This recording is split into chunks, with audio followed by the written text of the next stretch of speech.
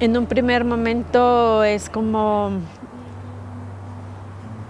que se rompen muchas cosas, como un impacto muy fuerte, porque no te imaginas que puedas cruzar esa línea, jamás, ¿no?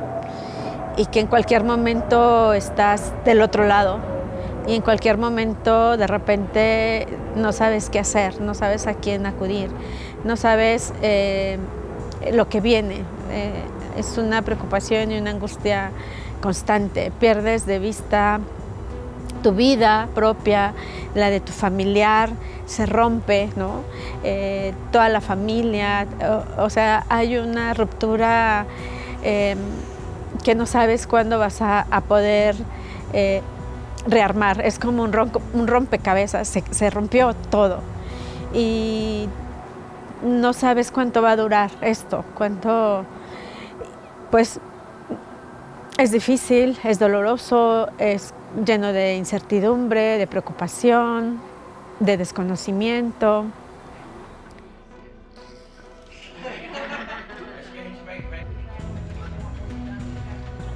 Tiene miedo, tiene temor, porque desde que tú llegas a la agencia del Ministerio Público, todo es gris, todo es feo. Las personas que están ahí, pues obvio, no te van a sonreír, ¿no? Entonces, tienes miedo, no sabes qué hacer, pero eso, repito, no tener miedo y no desistir, aunque suene cliché, en la búsqueda de los derechos tanto de tu familiar como para ti. O que fizeram com meu filho, como fazem com todos, é só retirada. Se retira da comunidade, se joga naquele lugar que é um depósito de presos, insalubre, que não tem salubridade nenhuma, em condições desumanas, tira a humanização deles, total, que desumaniza, porque é militarizado as prisões, porque tira a sua identidade a partir do momento do corte do cabelo, da barba, você só tem o uniforme que tem que usar.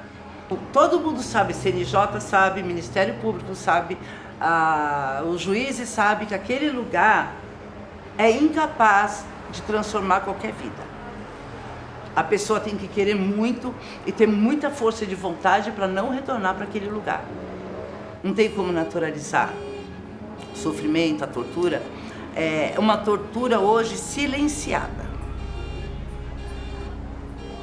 Sabe? A família sofre uma tortura silenciada e o preso também sofre uma tortura silenciada. Na verdade, a ditadura nunca acabou, só que uma ditadura silenciada. O que nós passamos.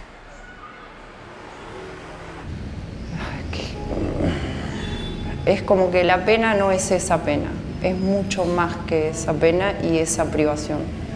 Es una privación de un abanico de cosas, de insignificantes, tontas, a importantes y bastante jodidas, graves. Sí.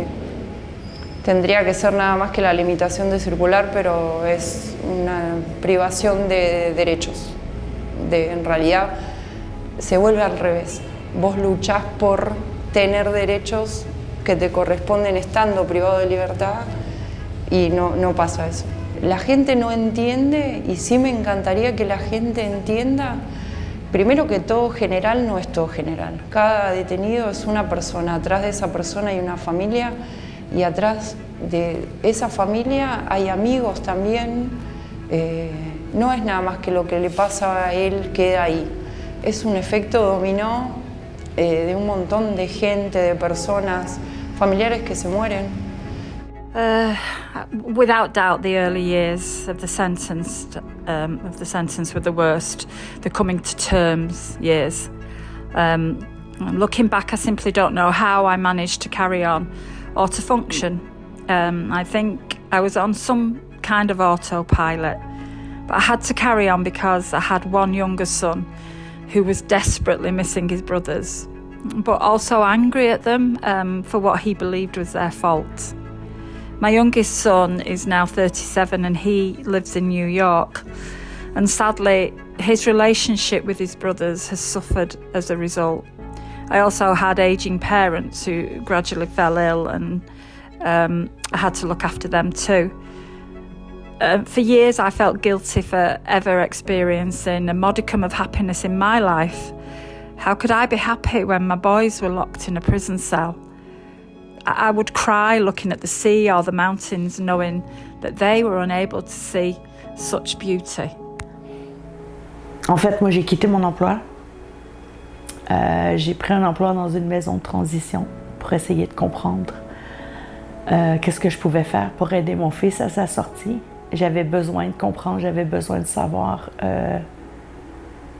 c'était quoi les bons gestes, les bonnes actions, comment je pouvais le soutenir, tout en étant très, très consciente que ça part pas de moi. Hein. En tant que parent, tu peux vouloir, mais tu peux pas faire. Donc, il y a en même temps ce côté d'impuissance que on choisit pas. Quand on attend pour voir notre proche, c'est spécial. Les premières fois, là, c'est spécial. Parce que toutes les personnes qui sont là s'en viennent pour une visite, qui savent qu'ils font plaisir, mais que toi, t'es pas bien, là. T'es pas content de venir visiter ton proche.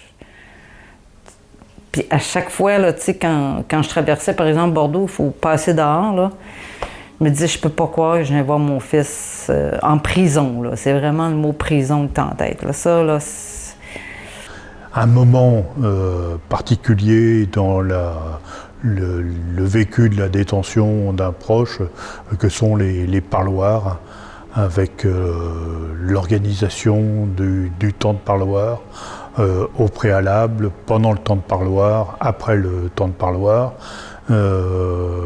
qui sont un moment fort, fort en émotion, et qui notamment nous confrontent à la rigueur de l'administration pénitentiaire, et en même temps une grosse froideur et un manque de prise en compte de l'émotion des proches de détenus, avec beaucoup d'arbitraire dans l'organisation de ces parloirs, et notamment les objets qu'on peut amener, qui sont de temps en temps acceptés, de temps en temps refusés. Donc voilà, c'est toujours, chaque jour de parloir est une épreuve. I became a grieving mother. My boys were gone. No birthday celebrations, no Christmas family gatherings, no Sunday dinners together. They were unable to attend weddings, christenings, and most significantly, the funerals of both their granddad and their grandma, my parents. There was also the likelihood of no grandchildren. I describe it as a living bereavement. He was going through a phase where he wanted to end his own life.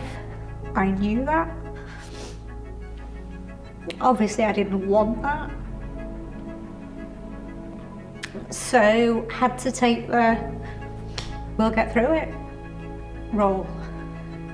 That was probably one of the hardest things to get through, is knowing that somebody wants to end their life and you're not there to help them, that you're having to help them remotely. So yeah, going through that remotely was really, really difficult, knowing that he was on suicide watch for quite a long time. It was hard.